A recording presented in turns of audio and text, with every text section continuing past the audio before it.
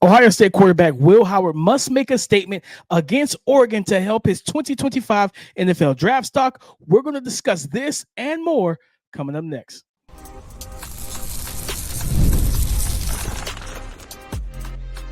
You are Locked On NFL Draft, your daily podcast covering the NFL Draft. Part of the Locked On Podcast Network, your team every day.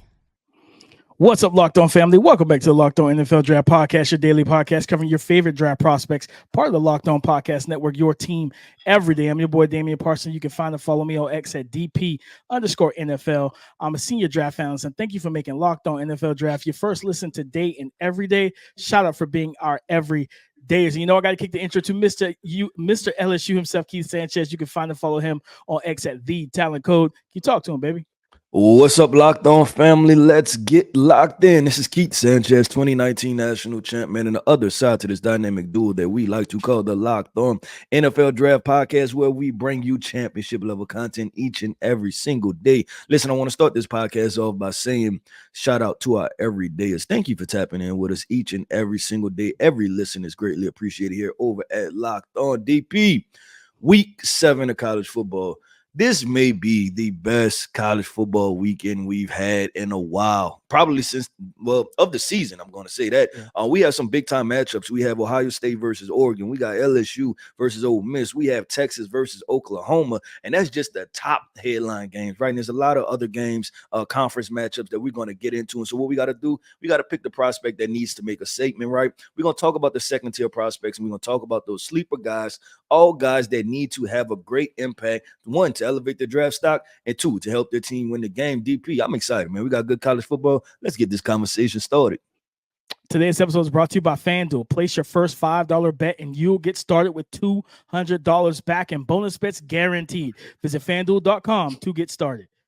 Keith, when I think about making a statement and who needs to make a statement, you said there's some big-time games this week, some conference and playoff implication type games. I got to go to Ohio State, who are traveling to Oregon, going from the East Coast to the West Coast. Quarterback Will Howard, he has to make a statement. He's got to make a statement, and he needs to make a big one. And because this is a senior quarterback, Keith, that coming out of transferring from Kansas State, people say he was going to lose his job to Avery. I think it's Johnson, the dual threat, hyper mobile quarterback that they have now. And on the season right now, Will Howard, this guy is 6'4", 235, 240.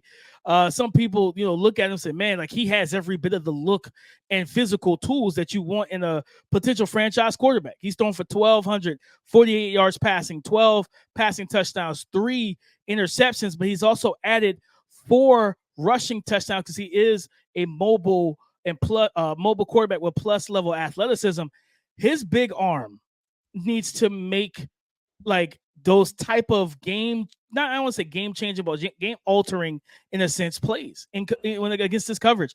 You got Jabbar Muhammad, you got Jordan Burt, like that defense that they have over there can get after it for Oregon, and they're coached by one of the better defensive coaches in Dan Lanning in college football. So for when they're at home, you're going to have to be able to navigate. Like you still have some. When you got Jeremiah Smith, this is going to be his biggest game of his career right now, going on the road to a very loud stadium for Oregon. Will Howard, you're going to play a big part in make silent count, making sure everybody hears and knows the plays, the hand gestures, the checks and calls. You're going to have to do all of that, but also make the right decision, be accurate, ball placement, just play. You're a senior. Play like a senior in this situation and be one of the reasons your team walks off of this game and out of this game. Get on your plane and you're going back home with a dub, because right now you're ranked number 2. Oregon's ranked number 3. And this is, again, I think we talked about it earlier, Keith, in the week. If Oregon can put up points, then it's going to put Will Howard in a situation where he hasn't been this season, where they've played so many subpar teams where it's like, yeah, we just steamrolling guys. Well, what happens when you get into that squared circle, you get into that ring, and that other person across the ring has a right hand too, and they can throw a haymaker themselves, and then you get chin checked, and you're like, oh, we gotta get our balance back. We gotta come back in the next round, in the next quarter after halftime and ball out. Will Howard has to make a statement for the Buckeyes, Keith. this is a guy that could be a potential X factor in the 2025 NFL draft class. At the end of the day, if he plays well and has a great season from here on out, he's going to really catapult himself. Senior Bowl, Shrine, Combine, you know for a fact, 6'4", 240, shredded, ripped guy walking, quarterback walking to the room. Those GMs are going to take notice, but then you throwing the ball that 60, 70 yards with ease during the throwing drills at the Combine. That's how you make yourself some money. Will Howard has to get it done. Yeah, I agree with that, DP, and that's something I think that's going to be the keys to the game, right? When we talked about him versus Dylan Gabriel, right, and who makes the mistake first. I agree, and it's going to be funny because my make a statement guy is a guy that found himself in the same exact situation Will Howard found, was that they put up good numbers, right, when they were not playing appropriate competition. And then the same reason why Oregon could be this situation for Will Howard, Jackson Dart. I'm picking Jackson Dart, right, because he had the same situation. I think Ole Miss broke maybe college football records, right? But I think they put up like consecutive 600-yard weeks or something. It was something crazy, right? That they broke a college football record. And then you turn around and then Kentucky, right? Your first formidable opponent, you lose that game. And then they followed up last week and he was I think he might have been a spotlight guy for me or make a statement game. And so I'm going consecutive weeks because last week they played South Carolina. They won 27-3 DP. Jackson Dart, 14 for 27. 51 completion percentage, no touchdowns, no interceptions. So you didn't hurt your team, right? Mm-hmm. But in order to beat LSU at home, you're gonna have to be the reason why they win, point blank, period, right? And we talked about it. This is the stuff that's on the line. LSU or Ole Miss, either one of those people are going to catapult themselves into being second in the SEC West, right? And then Texas A&M is lurking, sitting right there, saying, "Hey, we might have a quarterback, and if we have a quarterback, we're going to be a problem for a lot of teams." So this is I don't want to say you're playing for all the marbles, but early on, because both teams have a loss, LSU and Ole Miss, right? You're playing for some marbles, like a lot of them, right? Might not be all of them, but it's 90% of those marbles being played for right now. So I'm looking at Jackson Dart, and it's like, hey, go make some big time throws. And this is not his first time playing at LSU, I believe. Last time they were there, I want to say he got up big, and then they wound up giving up the lead and losing. I want to say it was like 14-0 or 17-3. Like it was that last year with Jaden? I think it was the year before. I think it was the first year. It was the first year. And so this is year 3. You've seen this team, you're familiar with them. We know that LSU defense, let's just be completely honest, right? It's not the LSU defense of the 2010s and the 2000s, right? It's just not the same guys on the back end of the defense and throughout this defense. So I'm looking at him to make some plays at the end of the day and be the reason why Ole Miss wins, because this is all the marbles. And you look at Alabama, right? Alabama just lost to Vanderbilt. Jackson Dart, if you get your stuff together, they could make a case to be said that, hey, Ole Miss could be the best team in the SEC West, right? Because they have some trench players that I'm going to talk about also. So I'm looking at Jackson Dart, DP.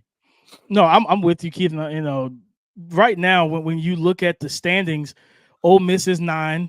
LSU is 13, and looking at this game, 7:30 p.m. Eastern kickoff. This is an evening into the night game. We know how loud that was it Bryce Young walked into that stadium and they lost that game in, I think, overtime or whatever. That was the Mason Taylor, two-point conversion two years ago and everything like that. That's not an easy stadium. Even like you said, the defense isn't playing, to the part that we are expected with LSU, but that's not an easy stadium to walk into. And watching Jackson Dart, one of the things that he struggles with is anticipating throwing lanes.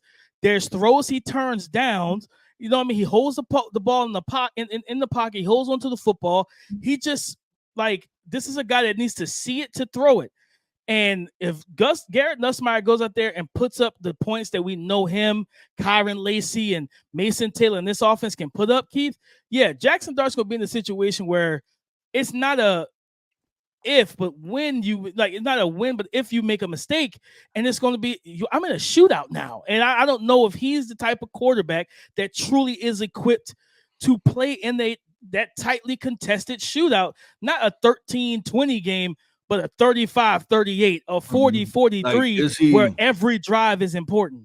Yeah, you got to ask yourself, can he go throw for throw, right, in a shootout and Yes. go throw for throw with some people? So I think that'll be the conversation. This is a big pivot point too, not only for Ole Miss winning the game, but obviously his draft resume, right? Like this is Yeah. another opportunity to play well in a big time game. But DP, let's Facts. keep this thing going and flowing, man. We're going to talk about those second tier guys that are key decision makers on if a team is going to win or lose. And I'm gonna tell you right now, DP, I'm going to this Ohio State Oregon matchup because I got two guys on both sides of the football they need to talk about. So we'll talk about Mm. that coming up next.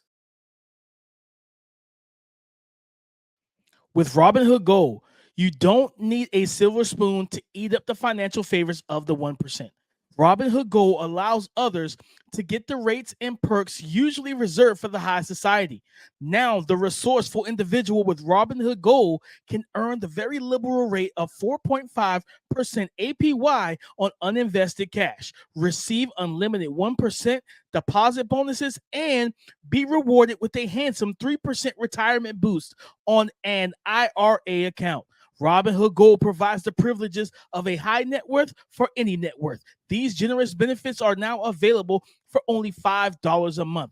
The new gold standard is here with Robinhood Gold. Sign up at robinhood.com/gold. Terms apply for product-specific disclosures. Visit robinhood.com/gold. Investing involves risk. Rate may change. Gold membership is offered by Robinhood Gold LLC. Today's episode is brought to you by PrizePicks. You can now win up to 100 times your money on PrizePicks with as little as 4 correct picks. PrizePicks puts its members first, so all withdrawals are fast, safe, and secure. When my picks hit, I can get my money in as quick as 15 minutes. PrizePicks also offers weekly promotions that can lead to big payouts like Taco Tuesday each Tuesday. PrizePicks discounts select player projections up to 25% to provide even more value for your lineups. PrizePicks is the best way to win real money this football season. Which players are going off? Which ones aren't? Make your picks in less than 60 seconds and turn your sports opinions into real money all season long on PrizePicks.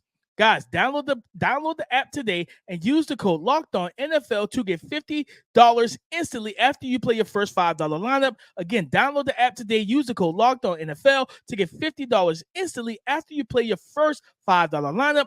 PrizePicks, run your game. Second tier prospects to watch on Saturday, Keith.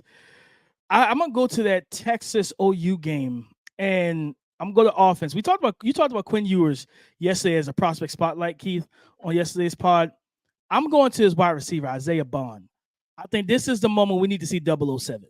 We need to see that stealthy, explosive, versatile receiver make the game-changing plays.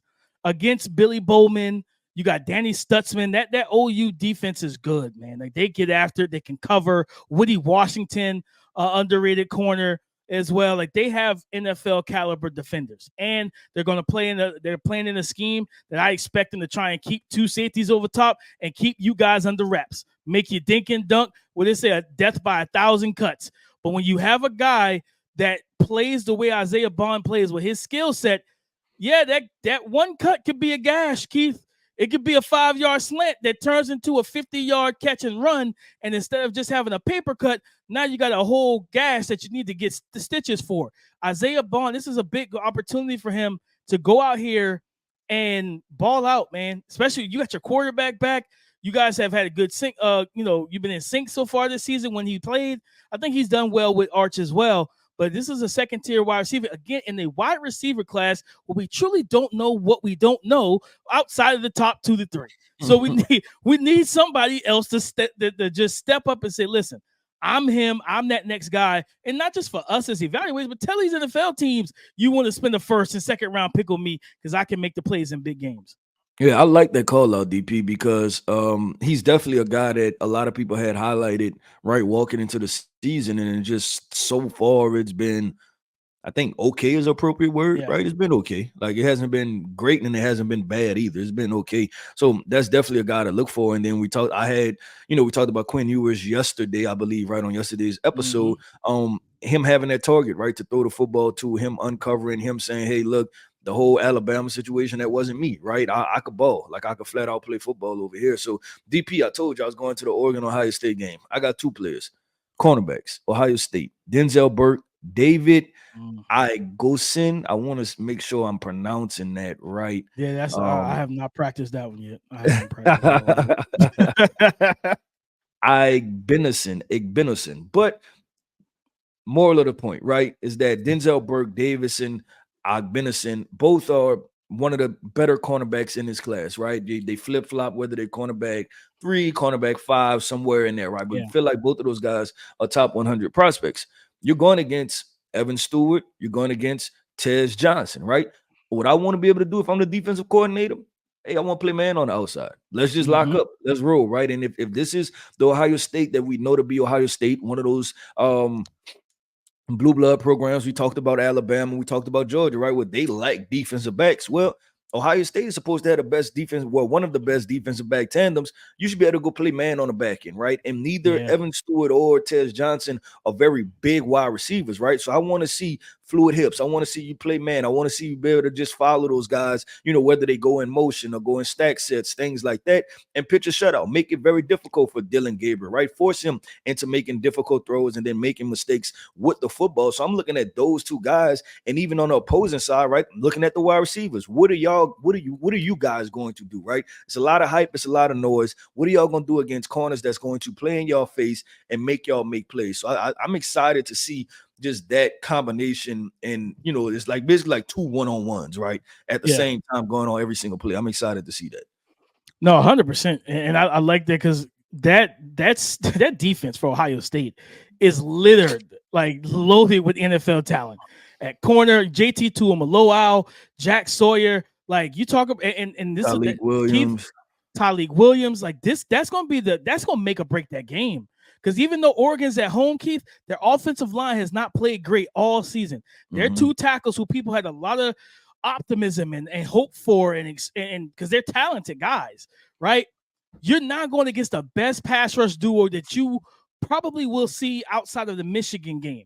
And if you don't stop Jack Sawyer, and if you don't stop JT has like I think 4 sacks this season already, and QB hits and pressures and everything. He's still, I feel like his name's been quiet, but he's on the stat sheet. He's been putting up the numbers. Then you got Tyleik Williams. We know, talked about Jordan James. I think I gave him my game ball on Monday. Jordan James running the ball. He helps settle that offense down, get them into a rhythm. Well, guess what he's going to have to run into? Tyleik Williams, who is not easy to move off the football, stay in that 1 to 2 wide technique on that defensive line. Yeah, like that. I think the trend, they always say games are won and lost in the trenches. Oh, yeah, Keith. This game, Ohio State and Oregon, is absolutely going to be won and lost in the trenches, because if they can't protect or open up run lanes, man, it's going to be difficult. And then you get Dylan Gabriel pressured. You get him making quicker decisions. And those cornerbacks can make plays on the football. They're physical. Keep an eye out on Sonny Styles, the former safety converted to linebacker for, I think it's Sonny Styles, for Ohio State. This young man is explosive. He's fast, sideline to sideline range. He can hit. And then they got a safety, Ransom. I think he's probably going to play a big part in trying to help them corral Tez Johnson, because Tez goes all in motion. He plays in the slot. It's hard to bracket a guy like that, where he is.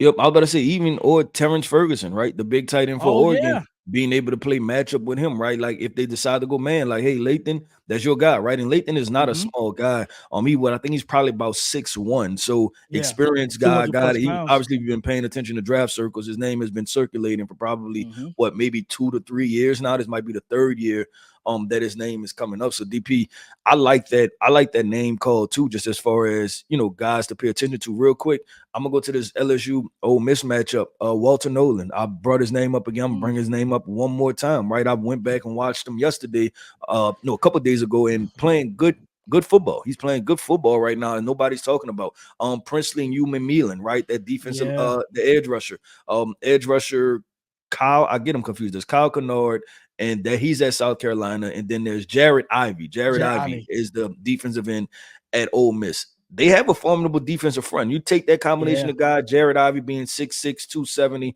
You take Walter Nola being 6'2", 300+ pounds. And then you take Princely Human Mealing. Yeah, go get after it, right? Y'all on the road. Go control that game. Go give the offensive tackles for LSU, who are both first round caliber guys, right? Will Campbell and Emory Jones.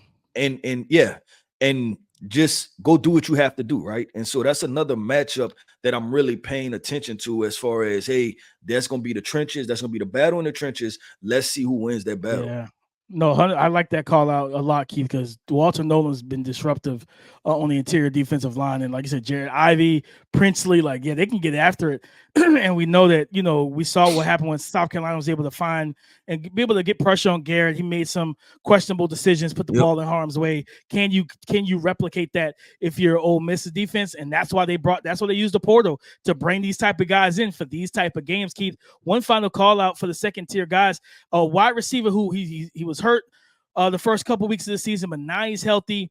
His team didn't win the game, but he was a big part of why they could have won that game. They went into double overtime against Oregon State. Colorado State, a wide receiver, Torrey Horton, 6'3", 185, vertical speed, run after catch. He's a good route runner. This young man can get after it. Remember last year, he had the big game with 13 catches, 166 yards, and a couple touchdowns against like Colorado, especially after Travis Hunter went out last year, but he was hurt. I think with either a lower body injury or oblique, something. He had an injury that was nagging him majority of the season. He looks to be 100% now. And when he's 100%, he's going to make plays. And they have a nice little matchup. I think they host San Jose State. And this is an opportunity again. Same thing with Isaiah Bond. This wide receiver class is wide open after the first 2-3 spots.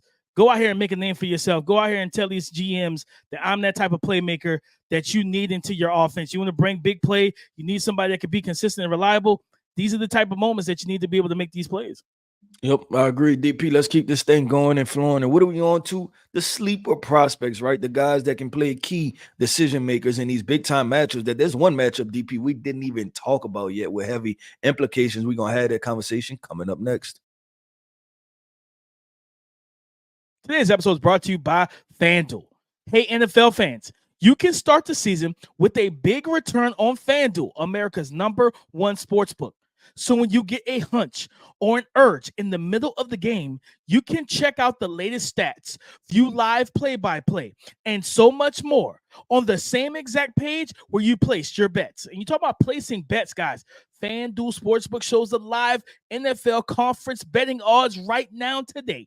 And you think about the AFC, Kansas City, of course, is the favorite. But if you are a Houston Texans fan, they're plus 600. Go over to the NFC and Packer fans, you are plus 1,000. So why not get in on the action? You'll get started with $200 back in bonus bets guaranteed when you place your first $5 bet. Again, you'll get started with $200 back in bonus bets guaranteed when you place your first $5 bet. To get in on the action, just go to FanDuel.com.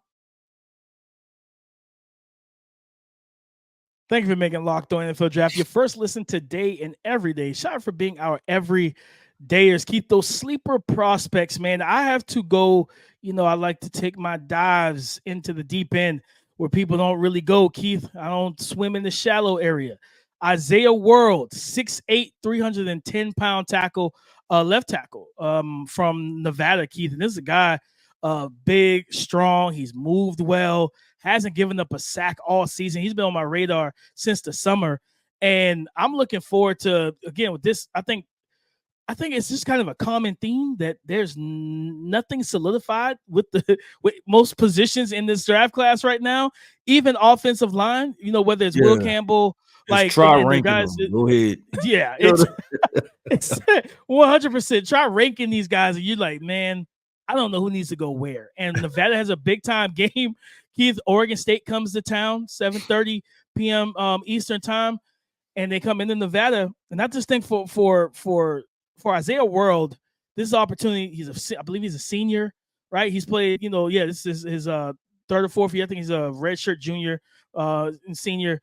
This young man has been playing good ball for the last couple of years, and nobody's really taking notice of him. And I think, again, this is the second 6'8" tackle that's caught my eye. Rutgers, Holland, Pierce has done the same thing. I just think at the end of the day, when you have guys that can move, that's going to be physical in the run game, move bodies, but also can protect and keep your quarterback clean and upright, you got to love that type of stuff. And again, Oregon State is not this. It's not the same Oregon State that we've seen over the past couple of years, but it's still a team that if the Pac-12 was still real, it would be a Power 5 school against Nevada. So looking at Isaiah Worrell, I want to see him go out there, pitch a shutout, keep his quarterback clean, open up some run lanes, and really kind of spotlight himself and kind of say, hey, listen, at the end of the day, whether it's third, fourth, even fifth round, I'm a guy that has starter potential at the next level.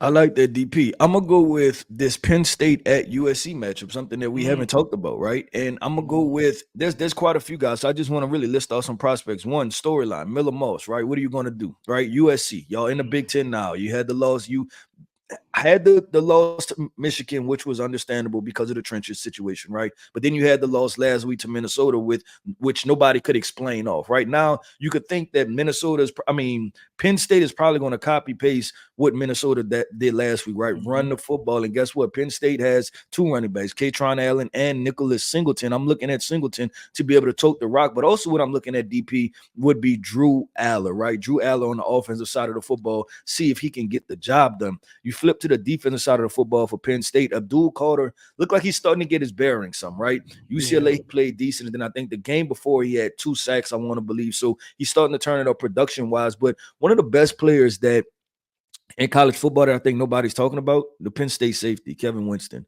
6'2", 6'3", long, lean, athletic. I really like this guy. So if he's playing, I know there was some conversations about him potentially with an injury, I believe, a couple weeks ago. But if he's back playing, he's back active. Definitely somebody to watch for. And then I'm gonna wrap up my guys.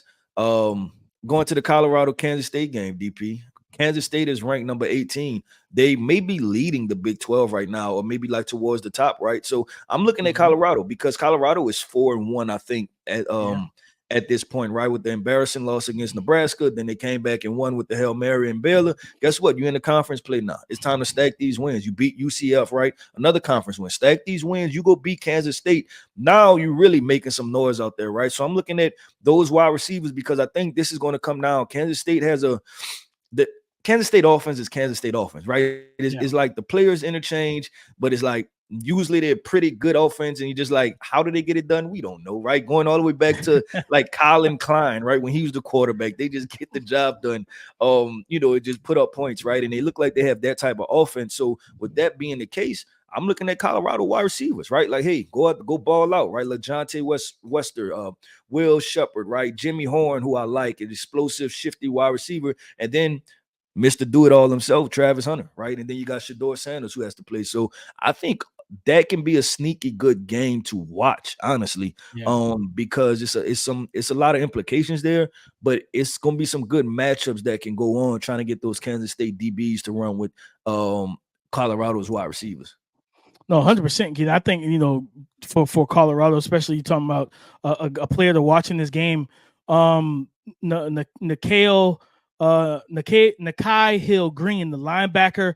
They had, like you said, Kansas State. This is a team that's going to run the football. So far this season, they've already rushed for over 1,200 yards as a team.